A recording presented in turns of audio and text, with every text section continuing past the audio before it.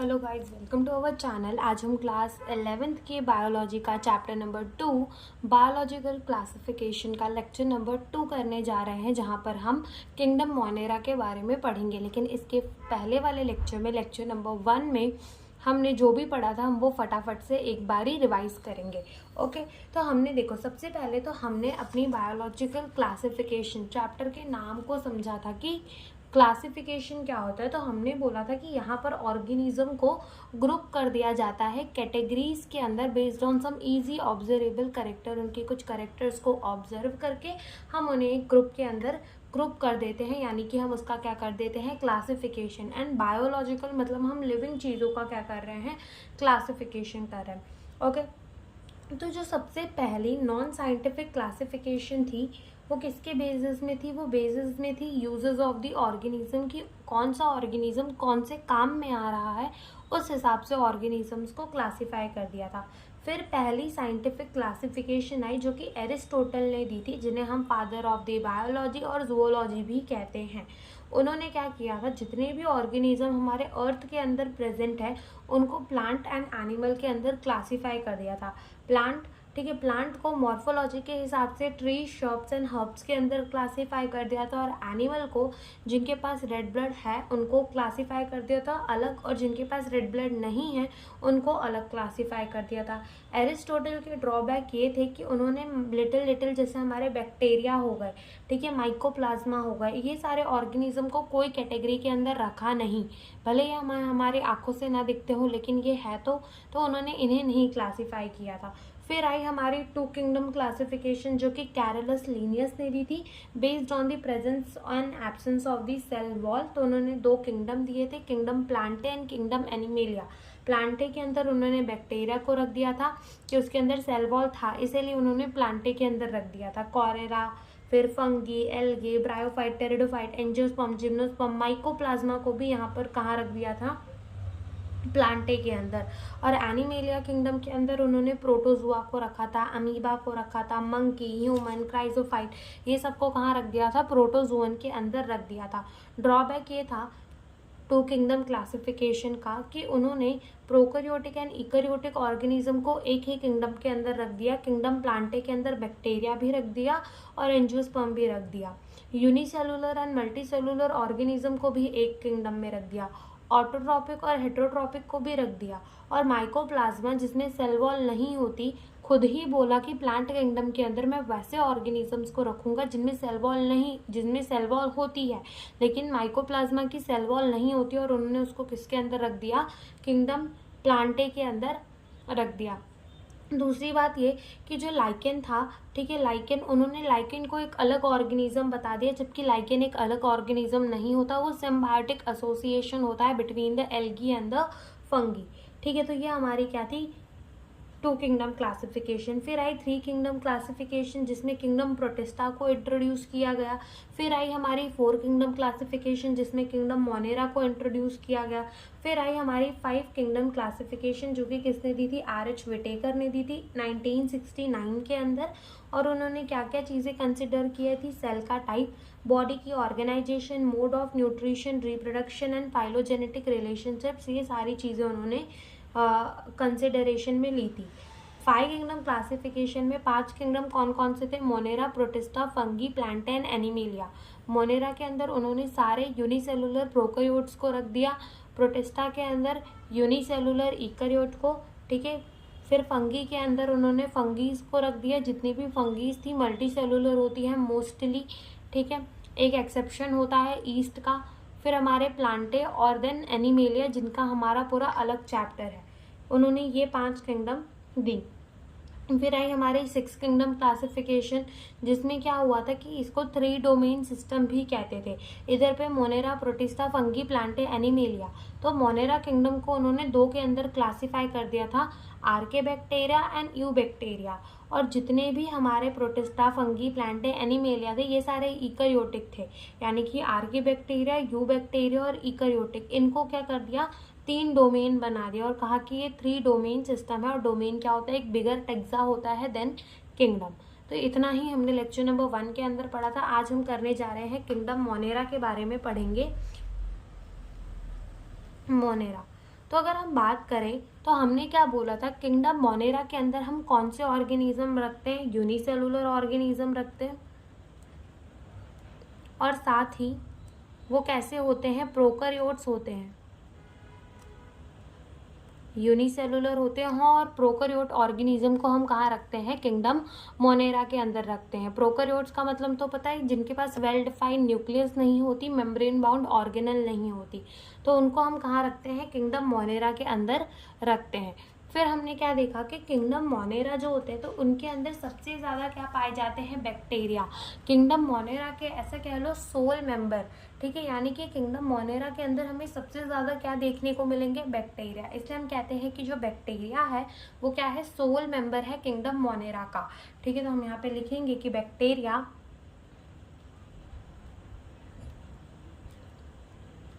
Are the sole member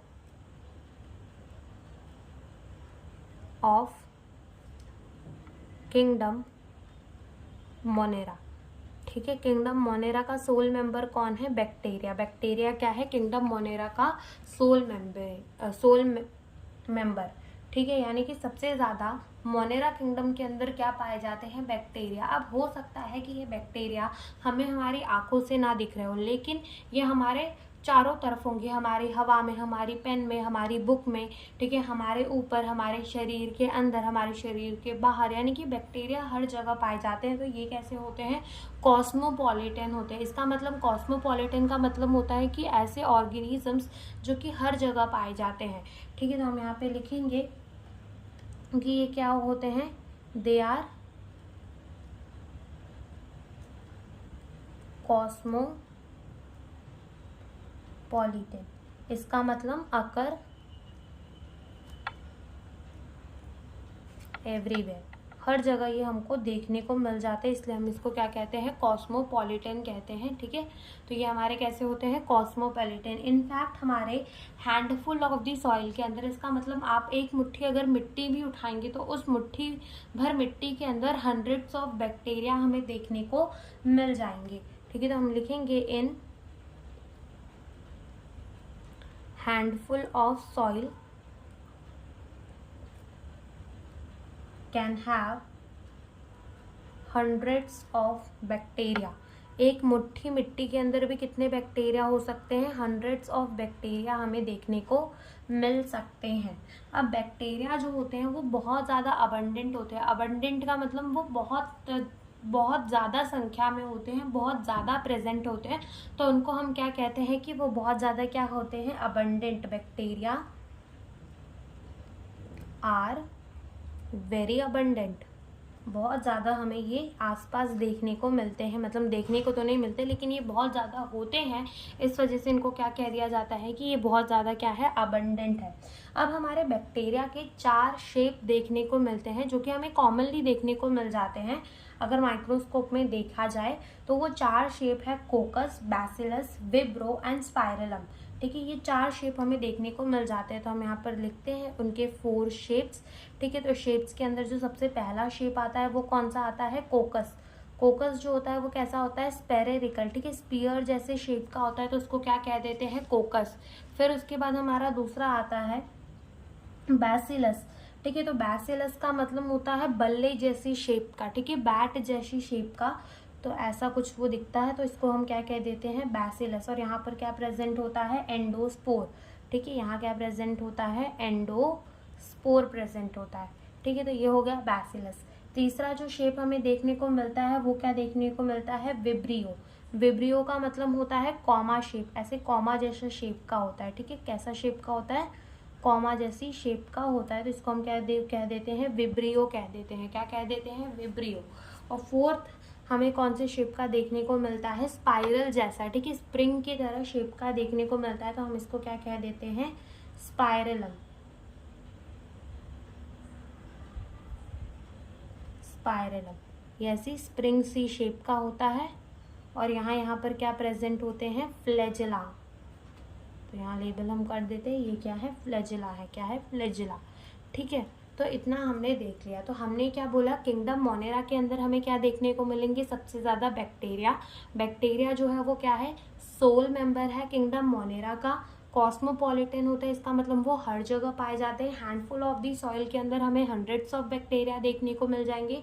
bacteria बहुत ज़्यादा abundant होते हैं। 4 बेसिक शेप होती है, स्पेरिकल होगा तो कोकस, बल्ले जैसी शेप का होगा तो बैसिलस, कॉमा जैसी शेप का होगा तो विब्रियो, एंड अपना स्प्रिंग जैसी शेप का होगा तो स्पाइरलम कहेंगे। ठीक है, तो ये 4 बेसिक शेप जो है वो हमें देखने को मिलती है। तो अगर हम एक मल्टी सेलुलर ऑर्गेनिज्म की बात करें जैसे कि हम, तो हमारे अंदर जितनी भी काम हो रहा है, whether it is a digestion, respiration, ठीक है, ये सब चीज़ों के लिए हमारे बॉडी के अंदर क्या है, सिस्टम है। हम कहते हैं ना रेस्पिरेटरी सिस्टम है, हमारे पास डाइजेस्टिव सिस्टम है, सर्कुलेटरी सिस्टम है। तो ये सारे सिस्टम हमारी बॉडी के अंदर प्रेजेंट है, यानी कि हमारे अंदर रेस्पिरेशन एक अलग सिस्टम कर रहा है, डाइजेशन एक अलग सिस्टम कर रहा है। लेकिन जब हम एक यूनिसेलुलर ऑर्गेनिज्म की बात करते हैं तो क्या यूनिसेलुलर ऑर्गेनिज्म रेस्पिरेशन नहीं करता? बिल्कुल करता है। क्या वो डाइजेशन अपना खाना नहीं खाता होगा? बिल्कुल खाता होगा। क्या वो एक्सक्रीशन नहीं करता होगा? बिल्कुल करता होगा। तो जब एक मल्टी सेलुलर ऑर्गेनिज्म के अंदर ये काम, इतने ज़्यादा डिवीजन ऑफ द लेबर, यानी कि इतने ज़्यादा ऑर्गन्स है, इतने ज़्यादा सेल्स मिलकर वो काम कर रहे हैं, वेदर अगर अपन देखें तो यूनिसेलुलर ऑर्गेनिज्म के अंदर ये सारे काम एक सिंगल सेल के अंदर चल रहे हैं। तो हम ऐसा कहते हैं, सोचो मतलब उस एक सेल के अंदर इतनी सारी रिएक्शंस चल रही होंगी, जो उसका रेस्पिरेशन भी करा रही होंगी, जो उसे बता भी रही होंगी कि सेल को डिवाइड कब करना है, उसका एक्सक्रीशन भी कर रही होंगी। मतलब एक ही सेल के अंदर कितनी सारी रिएक्शंस चल रही होंगी। इसलिए कहा जाता है कि बैक्टीरिया जो होते हैं वो देखने में तो बहुत ज़्यादा सिंपल होते हैं, लेकिन वो बहुत ज़्यादा कॉम्प्लेक्स होते हैं बिहेवियर में।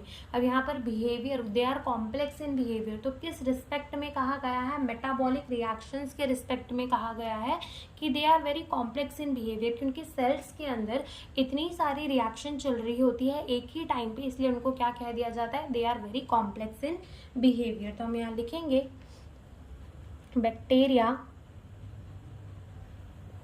Are simple in structure. Structure में कैसे होते हैं? Simple but very complex in behaviour. ठीक है, होते तो सिंपल है लेकिन वो क्या होते हैं? बहुत ज़्यादा कॉम्प्लेक्स होते हैं। किस पे? बिहेवियर में। और ये कॉम्प्लेक्स किस रिस्पेक्ट में कह रहा है? मेटाबॉलिकली। ठीक है, मेटाबॉलिकली वो बहुत ज़्यादा क्या होते हैं? कॉम्प्लेक्स होते हैं बिहेवियर में, यानी कि एक ही टाइम पर सेल के अंदर इतनी सारी रिएक्शंस चल रही होती है, इसलिए इनको क्या कह दिया जाता है कि ये मेटाबॉलिकली क्या है? बहुत ज़्यादा कॉम्प्लेक्स है बिहेवियर के अंदर। और अगर हम देखें तो हमारे जो किंगडम मोनेरा के सोल मेंबर है दैट इज बैक्टीरिया, तो इनके अंदर हमें सबसे ज़्यादा न्यूट्रिशनल डाइवर्सिटी देखने को मिलती है। इसका मतलब क्या? कि मतलब इसका मतलब ये है कि हम अगर देखें इस किंगडम को, तो इसके अंदर हमें जो ये न्यूट्रिशन लेने की प्रक्रिया होती है वो हमें सबसे ज़्यादा देखने को मिलती है। ऑटोट्रॉपिक भी दिखती है, हेट्रोट्रॉपिक भी दिखती है। ठीक है, लेकिन सबसे ज़्यादा हेट्रोट्रॉपिक होती है और कुछ ऑटोट्रॉपिक होती है। अब ऑटोट्रॉपिक में भी हमारा फोटो ऑटोट्रॉप होते हैं, कीमो ऑटोट्रॉप होते हैं। ऐसे ही हमारे हेटेरोट्रॉपिक के अंदर भी सैप्रोफिटिक भी होते हैं, पैरासिटिक भी होते हैं। तो हम यहाँ लिखते हैं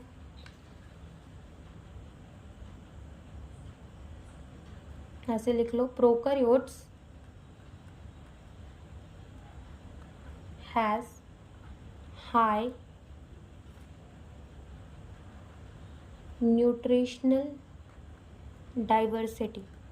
ठीक है, इनकी क्या होती है? बहुत हाई न्यूट्रिशनल डाइवर्सिटी होती है। अब ऐसा क्यों कह रहे हैं? क्योंकि ये हमको हेटेरोट्रॉपिक मोड ऑफ न्यूट्रिशन भी दिखाएंगे और ऑटोट्रॉपिक मोड ऑफ न्यूट्रिशन भी दिखाएंगे। हेटेरोट्रॉपिक और ऑटोट्रॉपिक। ठीक है, हेटेरोट्रॉपिक मोड ऑफ न्यूट्रिशन भी दिखाएंगे और ऑटोट्रॉपिक मोड ऑफ न्यूट्रिशन भी दिखाएंगे। हेटेरोट्रॉपिक के अंदर भी ये हमें 2 टाइप के दिखा सकते हैं। कौन से?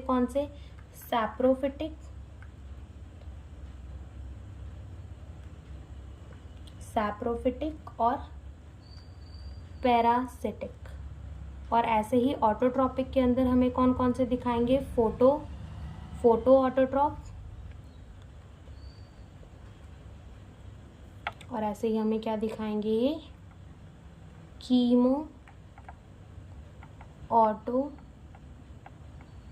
ऑटोट्रॉप, ठीक है, फोटो ऑटोट्रॉप भी देखने को मिलेंगे, हमें कीमो ऑटोट्रॉप्स भी देखने को मिलेंगे, ठीक है। ज़्यादातर हमें कैसे देखने को मिलेंगे, हेटेरोट्रॉपिक मोड ऑफ न्यूट्रिशन वाले देखने को मिलेंगे, जो कि हेटेरोट्रॉपिक। अब हम समझ लेते हैं।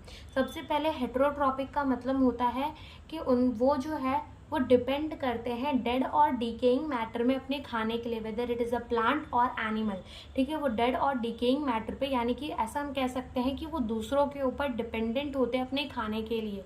जैसे कि अगर हम एग्जांपल ले तो हम क्या है, हम हेटेरोट्रॉपिक मोड ऑफ न्यूट्रिशन दिखाते हैं, यानी कि हम प्लांट पर डिपेंडेंट होते हैं खाने के लिए। वहीं अगर हम प्लांट की बात करें तो क्या वो हमसे खाना मांगते हैं, नहीं, वो खुद का खाना खुद बना लेते हैं। कैसे बना लेते हैं, सनलाइट की एनर्जी को यूज़ करके वो खुद का खाना खुद बना लेते हैं। तो प्लांट जो है वो हमारे क्या हो जाते हैं, ऑटोट्रॉप हो जाते हैं।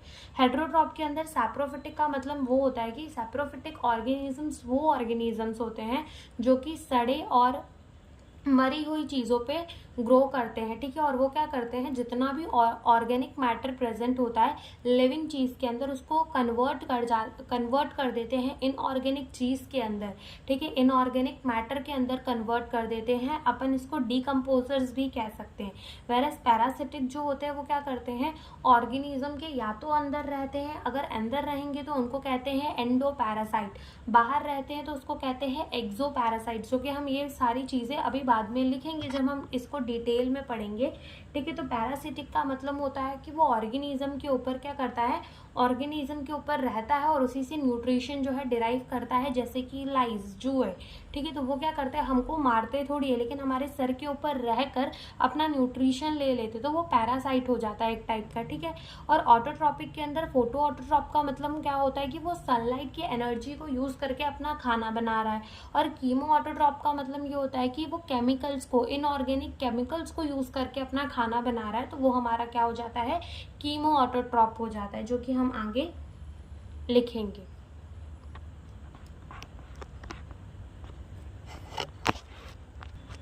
तो अब हम कौन सा स्टार्ट करने जा रहे हैं, अब हम स्टार्ट करने जा रहे हैं आर्के बैक्टीरिया, ठीक है। अब हम क्या पढ़ेंगे, आर्की बैक्टीरिया।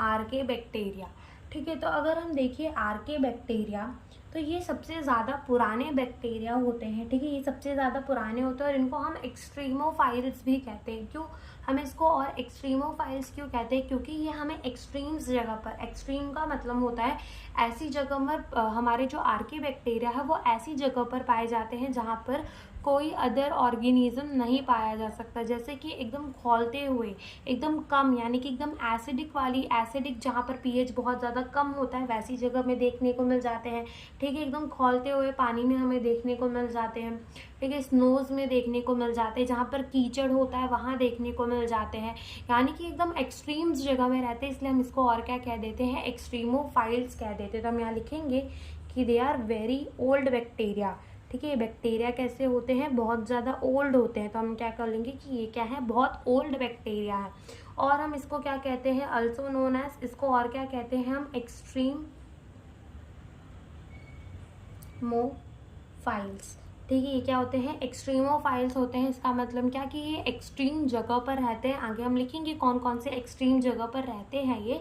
इसका मतलब होता है कि ये हमें वैसी जगह देखने को मिल जाते हैं जहाँ पर कोई अदर ऑर्गेनिज्म, कोई अदर लाइफ फॉर्म एग्जिस्ट ही नहीं कर सकती, वहाँ पर भी ये आर्के बैक्टीरिया हमें देखने को मिल जाते हैं, ठीक है। जिसमें हमारा सबसे पहला एग्जाम्पल हम ले तो हम क्या कह सकते हैं, थर्मो एसिडोफाइल, ठीक है। थर्मो एसिडोफाइल, ठीक है। थर्मो एसिडोफाइल का मतलब होता है, थर्म का मतलब होता है हॉट, ठीक है, गर्म। एसिड का मतलब क्या होता है, जिसका पीएच बहुत ज़्यादा कम होता है। तो थर्मो एसिडोफाइल्स जो होते हैं वो ऐसे आर्के बैक्टीरिया होते हैं जो कि हमें बहुत ज़्यादा ऐसी जगह पर देखने मिलते हैं जहाँ पर टेम्परेचर बहुत ज़्यादा होता है, पीएच बहुत कम होता है, यानी कि एकदम एसिडिक हॉट वाटर में देखने को मिलते हैं, जिनका जो टेम्परेचर है उस पानी का 80 से 100 डिग्री सेल्सियस के बीच में होता है। वैसी जगह पर हमें ये वाले बैक्टीरिया थर्मो एसिडोफाइल्स जो हैं वो देखने को मिलते हैं। तो हम क्या लिखेंगे, ये कहाँ रहते हैं, thermo acidophile live in hot acidic springs, ठीक है। फिर दूसरे जो है वो हमारे आते हैं हैलोफाइल्स। क्या आते हैं?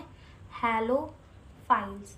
अब हैलोफाइल्स जो है ये कहाँ रहते हैं? ये सॉल्ट, जहाँ पर बहुत ज़्यादा नमक पाया जाता है वहाँ पर हमें ये देखने को मिलते हैं, लिव इन सॉल्ट।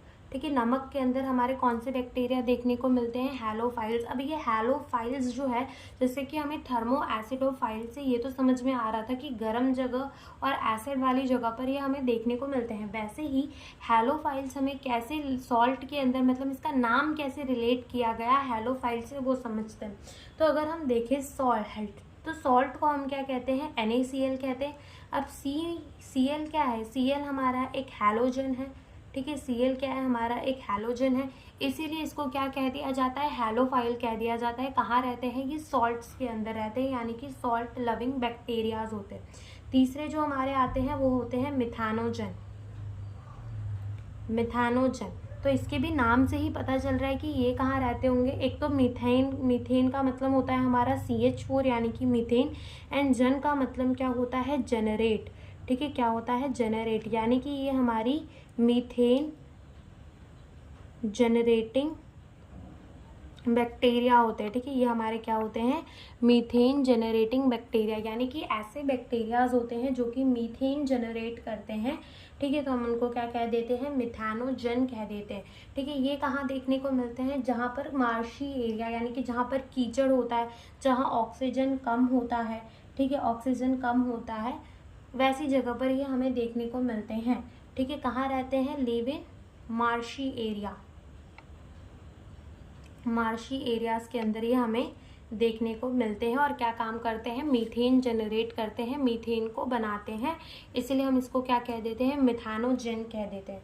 फिर हमारे आते हैं last, that is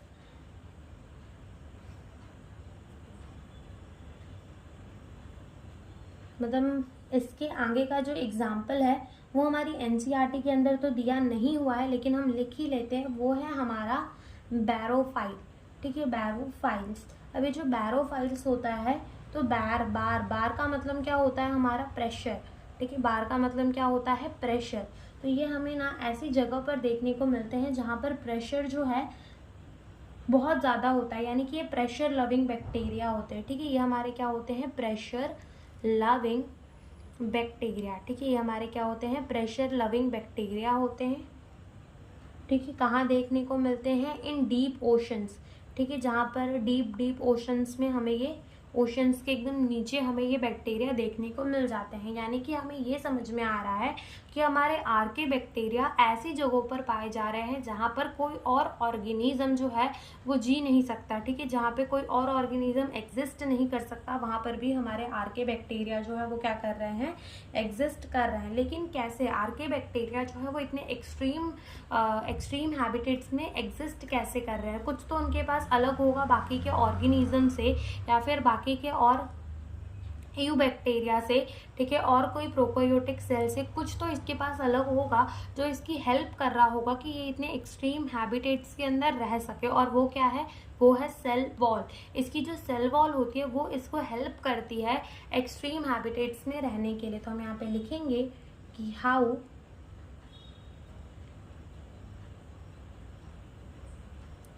आर्के bacteria live in extreme habitat। तो कैसे रहती है?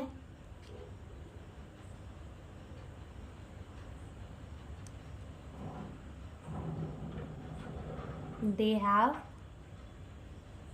different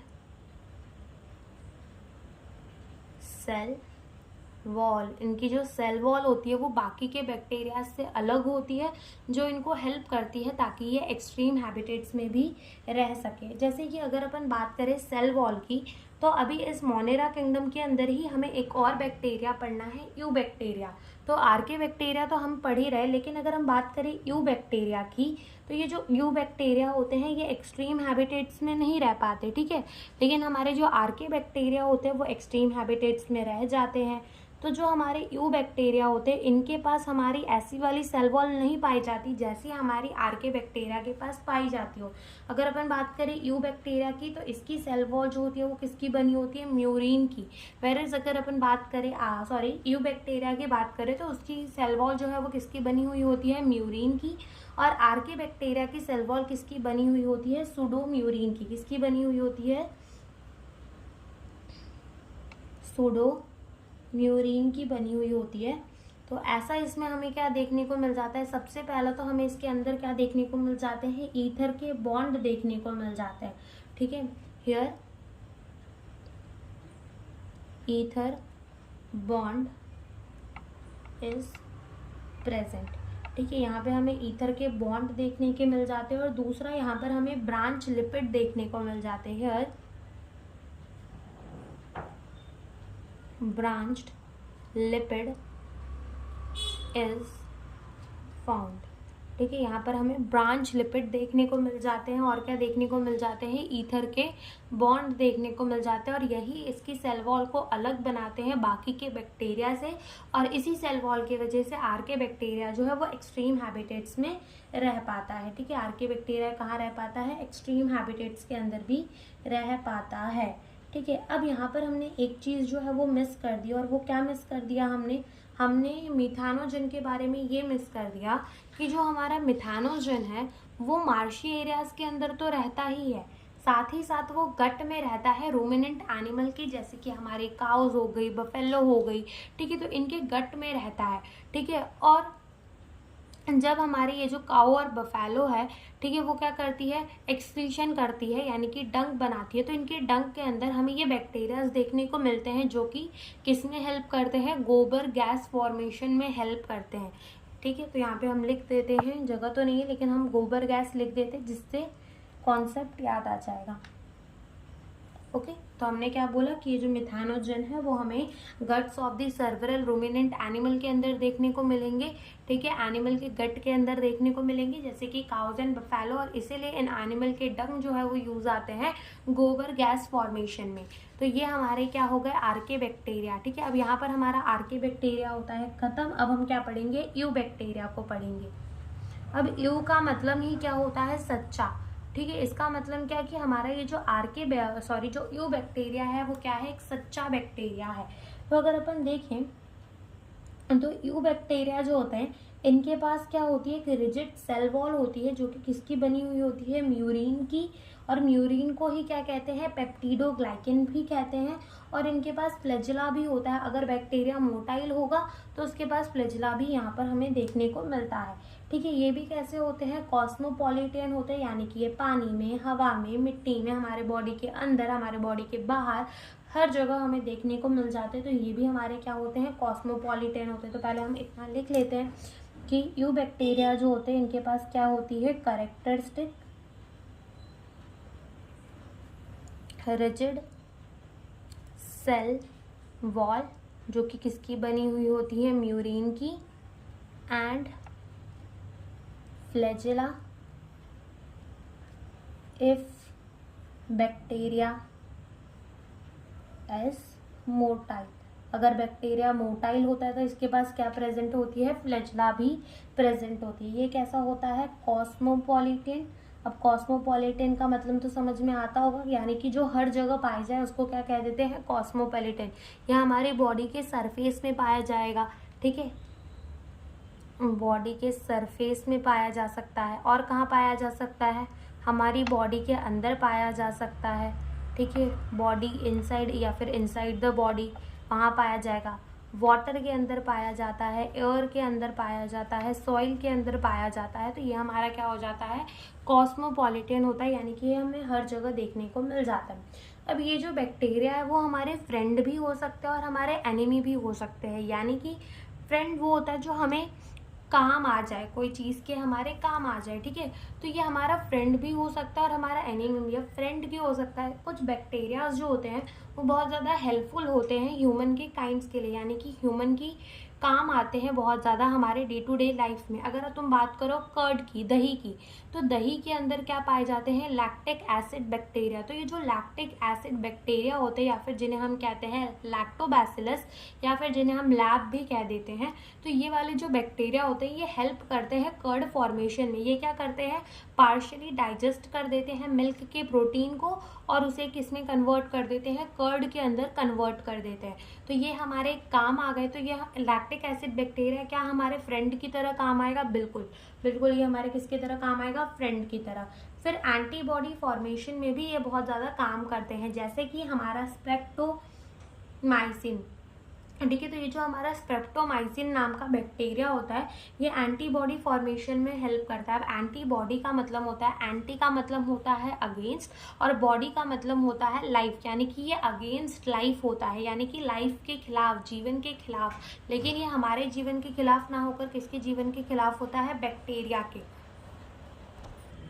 तो हमने क्या बोला कि जो एंटीबॉडी होती है वो क्या होती है, अगेंस्ट लाइफ होती है, लेकिन किसके लाइफ के खिलाफ होती है, बैक्टीरिया के। अब कौन से बैक्टीरिया के लाइफ के खिलाफ होती है, उन बैक्टीरिया के जो कि डिजीज कॉज करते हैं, कोई बीमारी कॉज करते हैं, तो उनके खिलाफ होती है, ठीक है। जिससे कि ये हम ऐसा कह सकते हैं कि ये दवाई जैसे काम आती है एंटीबॉडीज़, ठीक है। तो वो हमारे बैक्टीरिया ये बनाने में भी हेल्प करते, तो वो हमारे एक फ्रेंड की तरह काम कर गए। N2 फिक्सिंग में भी काम करते हैं, यानी कि नाइट्रोजन फिक्सेशन में भी काम करते हैं। हमारे जो एटमॉस्फेयर है उसमें से नाइट्रोजन को फिक्स कर देते हैं, तो N2 फिक्सिंग में भी काम आते, तो वो भी हमारे फ्रेंड हो गए। और कुछ हमारे एनिमी की तरह भी काम करते, तो कुछ बैक्टीरिया हमें क्या कॉज कर देते हैं, हमें कोई बीमारी कॉज कर देते, तो हम उसको क्या कहते हैं कि ये किसकी तरह काम कर रहा है, एनिमी की तरह। और इसके लिए हमारे 4 जो बीमारियां हैं वो हमारे बैक्टीरिया कॉज करते हैं, और वो कौन कौन से हैं, cholera, typhoid, citrus cancer and tetanus, ठीक है। ये 4 जो बीमारी है वो कौन कॉज करता है, हमारे बैक्टीरिया कॉज करते हैं। तो हम ये भी लिख लेते हैं, हम लिखेंगे यहाँ पर कि bacteria can act as friend as well as enemy. Okay, तो फ्रेंड की तरह कहाँ काम आएगा वो हम लिख लेते हैं। तो फ्रेंड की तरह हमें कब आएगा, कहाँ पर, कर्ड मेकिंग में। तो ये तो हमारे इतने एग्जाम्पल हैं जो कि हमने ऐसे लिख लिए हैं, लेकिन ये और भी जगह काम आते हैं जो कि हमने यहाँ भी नहीं लिखे। कर्ड मेकिंग का मतलब तो पता चलता है दही बनाने के काम आते, तो उसमें कौन से बैक्टीरिया काम आते हैं, हमारे लैक्टिक एसिड बैक्टीरिया। तो हम यहाँ लिखेंगे LAB, इसका मतलब होता है लैक्टिक एसिड बैक्टीरिया, जिसको हम और क्या कहते हैं, लैक्टोबैसिलस भी कहते हैं। दूसरा ये किसमें हमें काम आता है, एंटीबॉडी फॉर्मेशन में। एंटीबॉडीज फॉर्मेशन, एंटीबॉडी बनाने के काम आता है, जिसका एग्जाम्पल हमारा क्या हो जाएगा, स्ट्रेप्टोमाइसिन, ठीक है। फिर हमारा ये N2 फिक्सिंग में भी काम आते हैं, नाइट्रोजन फिक्सेशन में भी काम आते हैं, ठीक है। तो ये हमारे फ्रेंड की तरह काम कर जाते हैं। एनिमी में अगर अपन बात करें तो ये हमें बीमारी कॉज करते हैं, कौन कौन सी, क्लोरेला, ठीक है, टाइफॉइड्स, सिट्रस कैंकर और टेटनस, ठीक है। ये बीमारी जो है, ये कुछ बीमारी, ये बैक्टीरिया हमें कॉज करते हैं। अब अगर हम बात करें कि मोस्ट ऑफ जो बैक्टीरिया होते हैं वो हमारे कैसे होते हैं, हेट्रोट्रॉपिक होते हैं, यानी कि वो खुद का खाना खुद नहीं बनाते, ठीक है, हेट्रोट्रॉपिक होते हैं। अब हेट्रोट्रॉपिक के अंदर भी हमने बोला था कि कुछ सैप्रोफिटिक होते हैं और कुछ पैरासिटिक होते हैं। तो हमारे हेट्रोट्रॉपिक के अंदर भी मेजॉरिटी जो होते हैं वो कैसे होते हैं, सैप्रोफिटिक होते हैं, ठीक है। तो हम यहाँ पे लिखेंगे कि हमारे जो ज़्यादातर हैं, most of bacteria are heterotrophic, ठीक है। मोस्ट ऑफ बैक्टीरिया हमारे क्या होते हैं, हेटेरोट्रॉपिक होते हैं, जिसमें से मेजॉरिटी जो होते हैं वो हमारे कैसे होते हैं, मेजॉरिटी आर सैप्रोफिटिक। मेजॉरिटी जो होते हैं वो कैसे होते हैं, सैप्रोफिटिक होते हैं। सैप्रोफिटिक का मतलब होता है कि वो डेड और डिकेइंग मैटर पे ग्रो करते हैं। तो हम यहाँ लिखेंगे सैप्रोफिटिक का मतलब ग्रो ऑन डेड यानी कि मरी हुई चीज़ें, एंड डिकेइंग यानी कि सड़ी हुई चीज़ें। डेड एंड डिकेइंग मैटर कहाँ ग्रो करते हैं? डेड एंड डिकेइंग मैटर के अंदर ग्रो करते हैं। ये क्या कर देते हैं? कन्वर्ट कर देते हैं ऑर्गेनिक मैटर को किसके अंदर? इनऑर्गेनिक मैटर के अंदर। ठीक है, ऑर्गेनिक मैटर को किसके अंदर कन्वर्ट कर देते हैं? इनऑर्गेनिक मैटर के अंदर। ठीक है, किस में कन्वर्ट कर देते हैं? इनऑर्गेनिक मैटर के अंदर कन्वर्ट कर देते हैं। ठीक है, फिर उसके बाद हम कह सकते हैं कि ये जो है ना हमारे अच्छे काम भी कर सकते हैं, जैसे कि हमारा curd formation, antibody formation, N2 fixing. ठीक है, नाइट्रोजन की फिक्सेशन भी कर सकते हैं। फिर अगर हम बात करें सैप्रोफिटिक, कुछ जो होते हैं पैरासिटिक होते हैं। Some are the parasitic not saprophytic. Majority क्या होते हैं? सैप्रोफिटिक होते हैं, यानी कि डेड और डिकेइंग मैटर पे ग्रो करते हैं। लेकिन कुछ जो होते हैं वो हमारे पैरासिटिक होते हैं। कैसे होते हैं? कुछ जो होते हैं वो हमारे पैरासिटिक होते हैं, यानी कि ऑर्गेनिज्म के अंदर या तो बाहर रहते हैं। पैरासिटिक का मतलब होता है, अब ये जो पैरासिटिक होते हैं, ठीक है, पैरासिटिक होते हैं तो ये दोनों के ऊपर होते हैं। प्लांट की में भी कोई बीमारी कॉज कर सकता है, या फिर प्लांट के ऊपर भी पैरासाइट की तरह रह सकता है, और एनिमल के ऊपर भी रह सकता है। ठीक है, तो ये दोनों के लिए पैरासिटिक होते हैं। बोथ प्लांट एंड एनिमल दोनों के लिए पैरासिटिक होता है। अब ये जो है inside the host, inside the host रहेंगे तो इनको क्या कहते हैं? एंडोपैरासाइट। और अगर ये आउटसाइड या फिर on the surface of host रहेंगे तो हम इसको क्या कहेंगे? एक्सोपैरासाइट। ठीक है, क्या कहेंगे? एक्सो या फिर एक्टो भी कह सकते हैं। Ectoparasite. ठीक है, एक्टो पैरासाइट और एंडो पैरासाइट होगा। ठीक है, अब ये क्या करते हैं? ये जो है न्यूट्रिशन को सक करते हैं, ठीक है, फ्रॉम दी होस्ट, एंड उनको क्या करते हैं? डिजीज भी कॉज कर देते हैं। ठीक है, दे सक nutrition from host and also cause disease भी कॉज कर देते हैं। ठीक है, तो एक बार हम फिर से पढ़ लेते हैं कि हमने क्या बोला कि ये जो बैक्टीरिया है वो हमारे friend as well as enemy की तरह काम करेगा। फ्रेंड की तरह कर्ड मेकिंग में, ठीक है, एंटीबॉडी फॉर्मेशन में, N2 फिक्सिंग में काम करेगा। एनिमी की तरह हमें बीमारी कॉज करेगा, जैसे कि कोरेला, टाइफाइड, सिट्रस कैंसर और टेटनस जैसी। मेजोरिटी बैक्टीरिया हमारे ज़्यादातर कैसे होते हैं? हेट्रोट्रॉपिक होते हैं। हेट्रोट्रॉपिक के अंदर भी मेजोरिटी कैसे होते हैं? सैप्रोफिटिक होते हैं, यानी कि वो डेड और डिकेइंग मैटर पे ग्रो करते हैं, कन्वर्ट कर देते हैं ऑर्गेनिक मैटर को इनऑर्गेनिक मैटर के अंदर। और कुछ जो होते हैं वो हमारे पैरासिटिक होते हैं, प्लांट एनिमल दोनों में। जो अंदर रहते हैं हम उनको कहते हैं एंडोपैरासाइट, जो बाहर रहते हैं हम उसको कहते हैं एक्टोपैरासाइट। ठीक है, और ये न्यूट्रिशन को सक करते हैं फ्रॉम दी होस्ट और डिजीज भी कॉज कर देते हैं होस्ट को। ठीक है, तो यहाँ पर हमारे हेट्रोट्रॉपिक न्यूट्रिशन की बात तो हो गई ख़त्म। लेकिन अब हम किसकी बात करेंगे? ऑटोट्रॉपिक बैक्टीरिया की बात करेंगे। ऑटोट्रॉपिक बैक्टीरिया, ठीक है, ऑटोट्रॉपिक बैक्टीरिया जो है वो कुछ ही बैक्टीरिया होते हैं। जैसे हमने बोला कि हमारे ज़्यादातर जो बैक्टीरिया होते हैं वो कैसे होते हैं? हेट्रोट्रॉपिक होते हैं। लेकिन कुछ ही बैक्टीरिया, तो हम यहाँ पे लिख देते हैं कि सम, यानी कि कुछ ही बैक्टीरिया हमारे क्या होते हैं? ऑटोट्रॉपिक बैक्टीरिया होते हैं।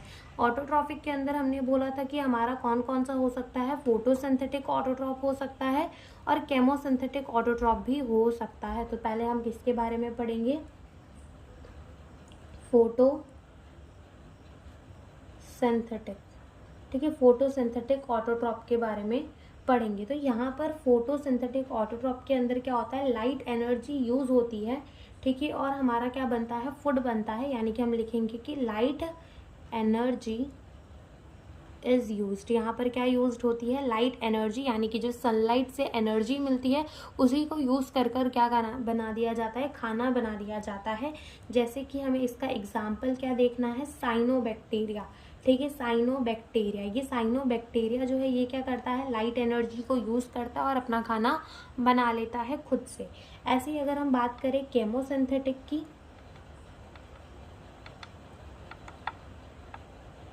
कीमोसिंथेसिस, तो यहाँ पर क्या होता है कि ये ना ऑक्सीडाइज कर देते हैं इनऑर्गेनिक केमिकल को उसमें से एनर्जी पाने के लिए। तो हम यहाँ लिखते हैं कि दिस बैक्टीरिया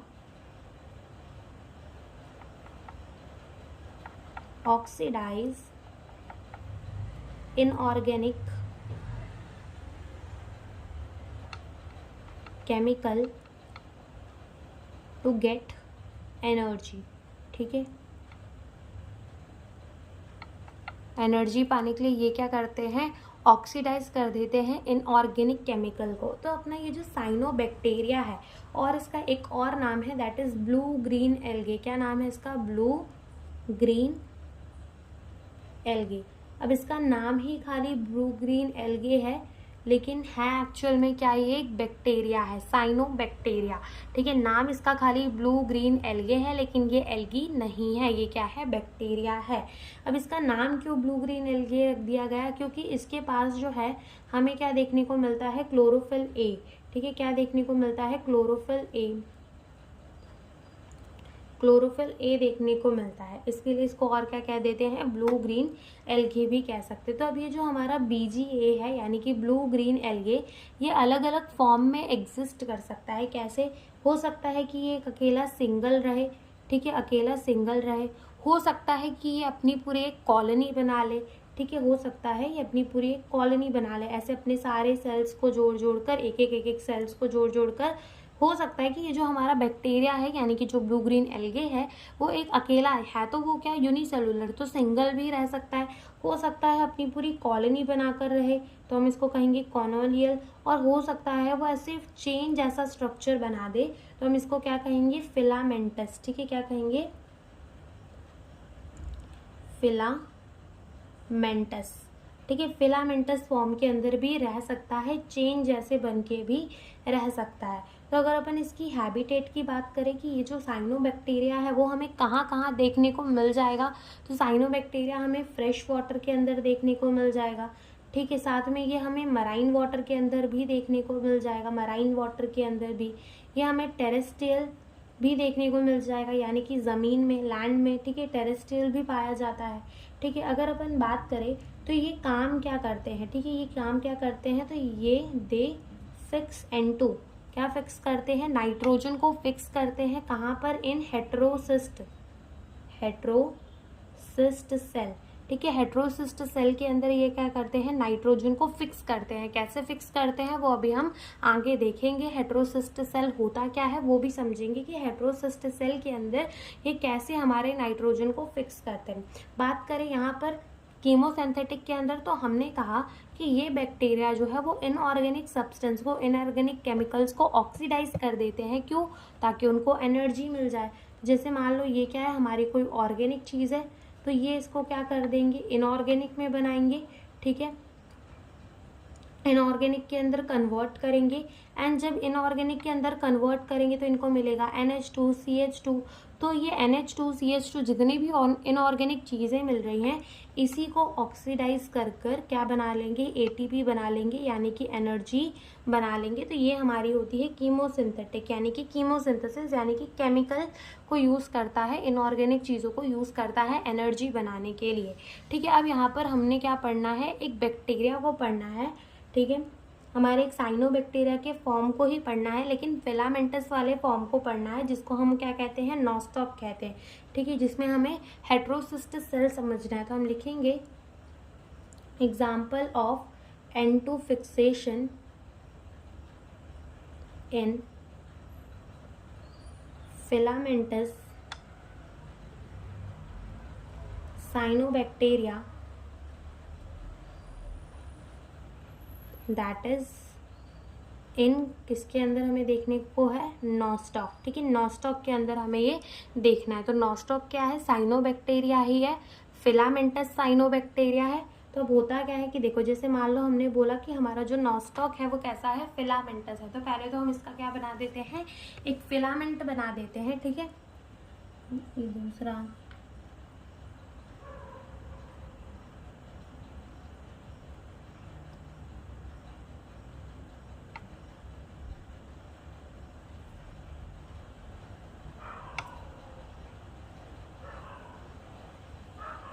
तो ये हमने क्या बना दिया, एक फिलामेंटस अपना क्या बना दिया, नॉस्टॉक बना दिया। अब होता क्या है इस नॉस्टॉक के अंदर कि हमें इसके बाहर क्या देखने को मिलती है, कवरिंग देखने को मिलती है, जिसे हम क्या कहते हैं, जिलाटिशनस कवरिंग, जिलाटिशनस शीथ, ठीक है, क्या कहते हैं, शीथ कहते हैं। तो हम वो पहले लेबल कर देते हैं, ऐसी ऐसी हमें एक शीथ देखने को मिलती है। म्यूसिलेनियस भी कहते हैं, तो हम इसको क्या कहते हैं, म्यूसिलेजिनस शीथ, और हम इसको क्या कहते हैं, जिलेटिनियस शीथ, ठीक है। तो ये शीथ हमें यहाँ पर देखने को मिलती है। अब ये शीथ जो है वो काम किसके आती है, मान लो कभी ना सूखा पड़ गया, ठीक है, तो सूखा पड़ गया तो क्या हो जाएगा, बैक्टीरिया की डेथ हो जाएगी, बैक्टीरिया जो है वो मर जाएगा। तो ये क्या करता है, प्रिवेंट करता है बैक्टीरिया को मरने से। कब, जब हमारी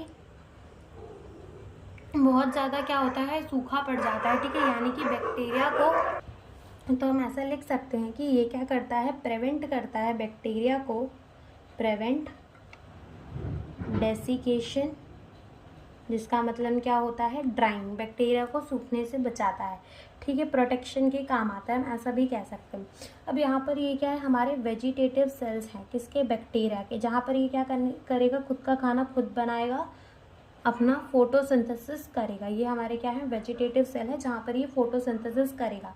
अब होता क्या है कि यहाँ पर हमारी क्या पाई जाती है, ये जो मैंने मोटे मोटे से सेल्स बनाए, ये किसके हैं, ये है हमारे हेटेरोसिस्ट सेल। तो इनकी ये जो लेयर है ना, यहाँ पर पूरा ये क्या प्रेजेंट होता है, इनकी वॉल प्रेजेंट होती है, ठीक है, क्या है, ये इनकी वॉल है, और ये कैसी होती है, बहुत ज़्यादा थिक होती है। क्यों थिक होती है, ताकि ऑक्सीजन ना सेल के अंदर आ जाए। तो पहले हम लेबल करते हैं, ये हमारा है क्या, ये है हमारा हेटेरोसिस्ट, ठीक है, हेटेरोसिस्ट सेल है, जो कि N2 फिक्सेशन कहाँ होगी, इन्हीं सेल्स के अंदर N2 फिक्सेशन अकर हेयर, ठीक है, N2 फिक्सेशन कहाँ होगी, इसी सेल के अंदर होगी। इस सेल का वॉल कैसा है, थिक वॉल है, मोटा सा वॉल है। क्यों, टू प्रिवेंट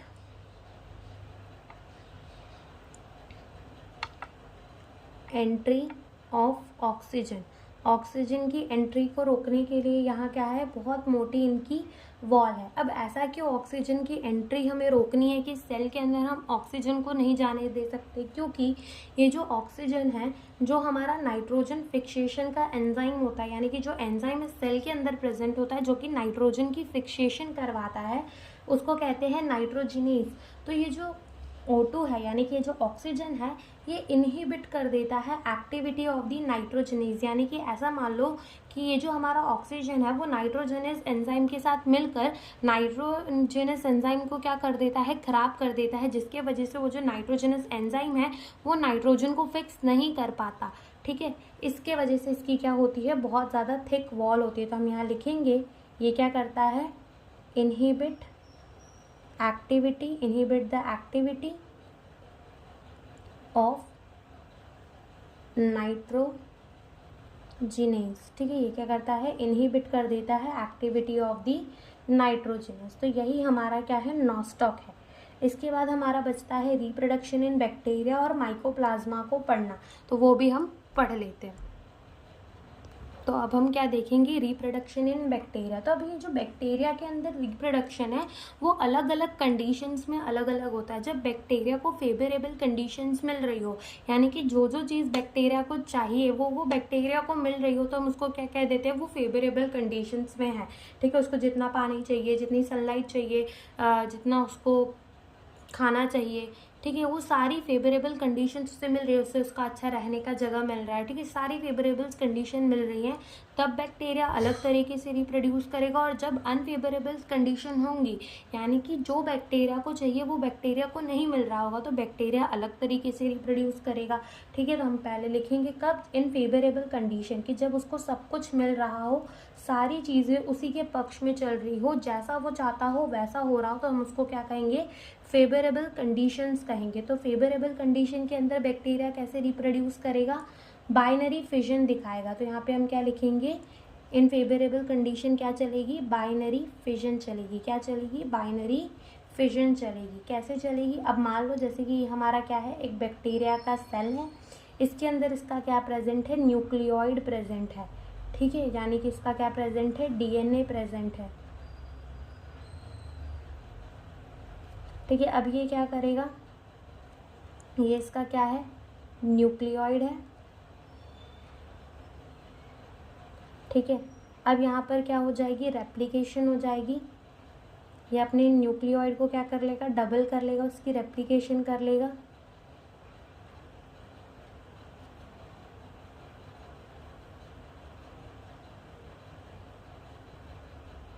तो यहाँ पर क्या हो गई, डीएनए गॉट रेप्लिकेटेड।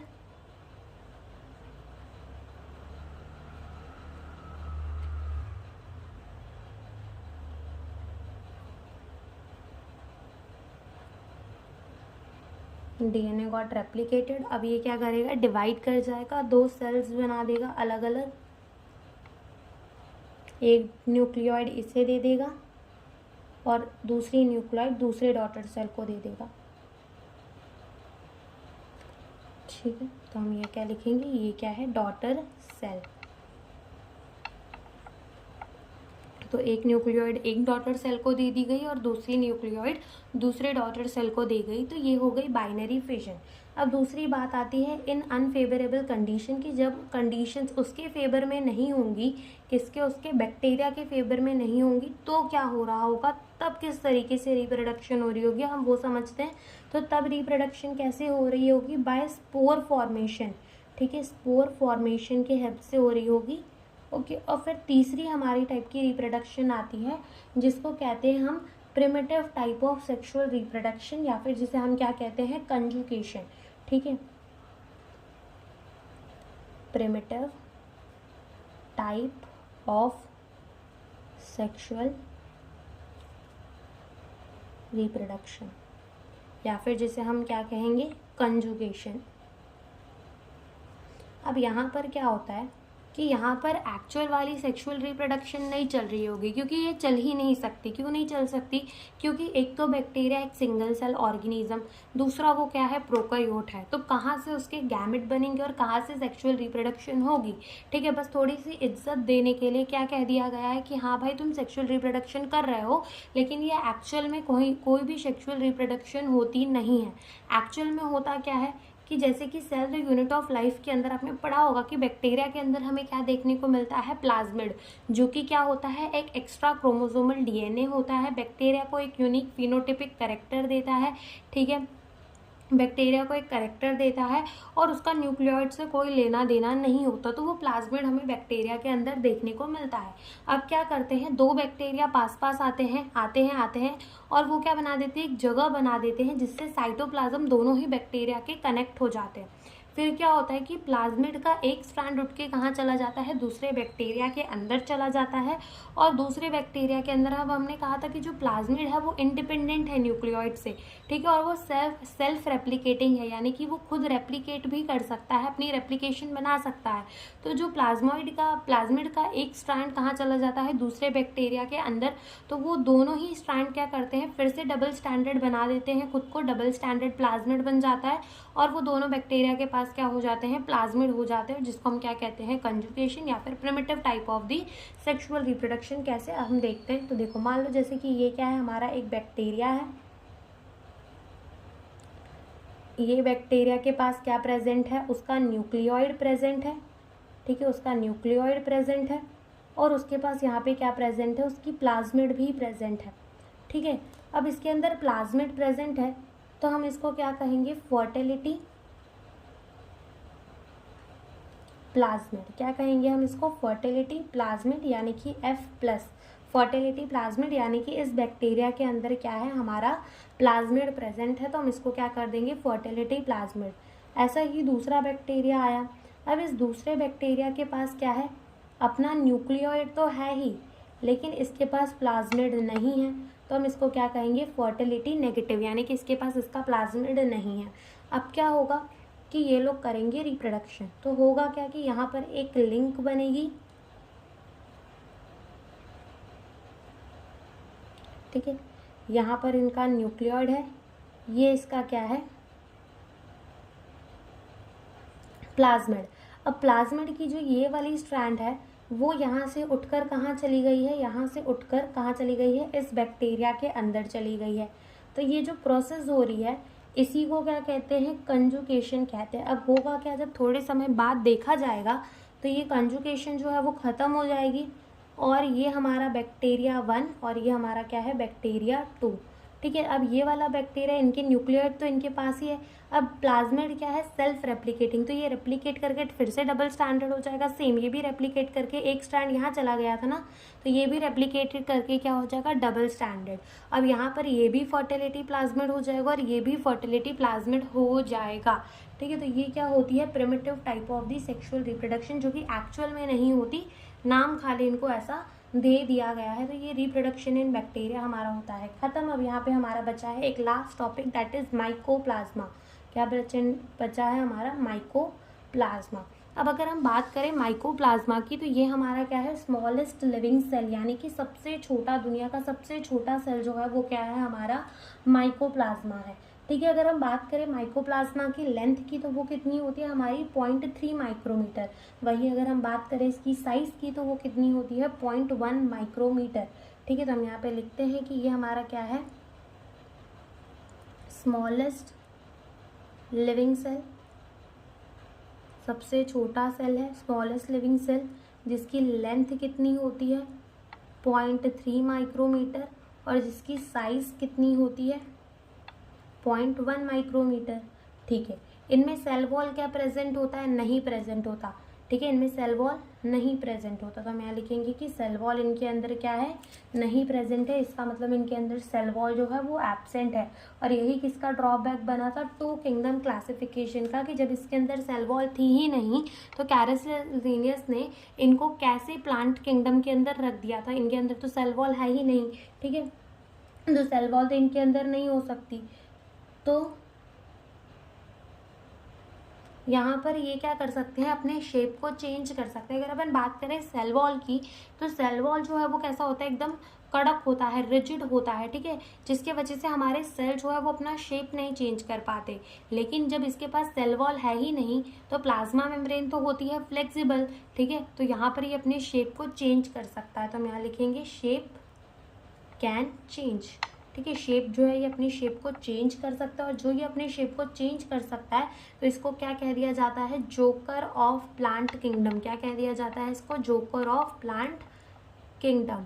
ठीक है, जोकर ऑफ प्लांट किंगडम, किसके हिसाब से इसको joker of the plant kingdom कहा जाता है, according to the Linnaeus. Linnaeus ने क्या किया था, लीनियस ने, इसके पास एक तो सेल वॉल नहीं है, ठीक है, सेल वॉल नहीं है, फिर भी इसको कहाँ रख दिया था, प्लांटे किंगडम के अंदर, जिसका मेन क्राइटेरिया यही था कि हम इसी ऑर्गेनिज्म को कोई भी अगर ऑर्गेनिज्म है और उसके पास सेल वॉल प्रेजेंट है, या फिर ऐसा कह लो कि प्लांटे किंगडम के अंदर हम सिर्फ उन्हीं ऑर्गेनिज्म को रखेंगे जिनके पास सेल वॉल होगा। ठीक है, लेकिन इसके पास तो सेल वॉल था ही नहीं, फिर भी इन्होंने कहाँ रख दिया माइकोप्लाज्मा को, प्लांट किंगडम के अंदर, और क्या बोल दिया, joker of the plant kingdom. ठीक है, तो ये लीनियस ने किया था। अब ये सेल जो है वो सर्वाइव कर सकता है विदाउट ऑक्सीजन, बिना ऑक्सीजन के भी जी सकता है, सर्वाइव विदाउट ऑक्सीजन, बिना ऑक्सीजन के भी जी सकता है। और ये पैथोजेनिक होता है बहुत से प्लांट और एनिमल के ऊपर, यानी कि उनको बीमारी कॉज करता है। पैथोजन का मतलब होता है डिजीज कॉजिंग ऑर्गेनिज्म, तो हम लिखेंगे ये क्या होता है हमारा, पैथोजेनिक होता है in many plant and animal. ठीक है, ये कैसा होता है, पैथोजेनिक होता है प्लांट एंड एनिमल्स के अंदर। ओके, तो यहीं पर हमारा जो है किंगडम मोनेरा होता है खत्म। अब नेक्स्ट लेक्चर में हम देखेंगे किंगडम प्रोटिस्टा को। Thank you for watching the video.